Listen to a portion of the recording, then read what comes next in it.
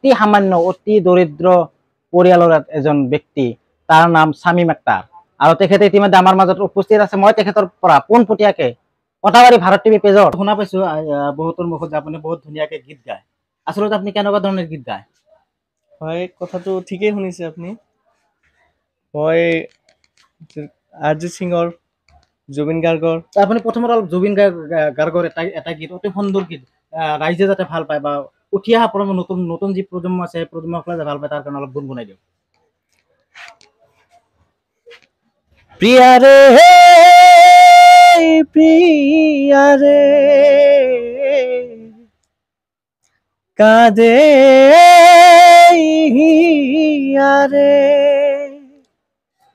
প্ৰিয়াৰে প্ৰিয়াৰে কাদে হিয়ারে ভালোবাসা কেন এত অসহায়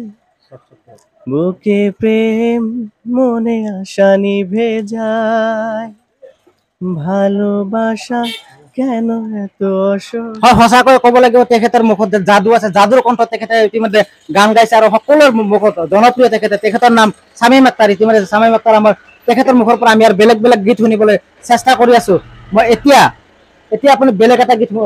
শুনাব আপুনি দেশমূলক যি গীত আছে সেই গীত এটা শুনাব আগে অলপ ওচৰৰ পৰা কৰা লৰচৰ নকৰিবা तलवारों पे सरवार दिए अंगारों में जिस्म जलाया है तब जाके कही हमने सर पे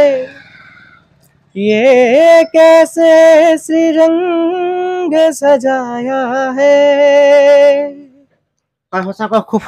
সুন্দৰকে গীত গাইছে ইতিমধ্যে আৰু অসমৰ দৰ্শকে কেনেকুৱা মতামত জনাব আমাৰ কমেণ্ট বক্সত লিখি যাতে মতামত জনায় যাতে ভৱিষ্যত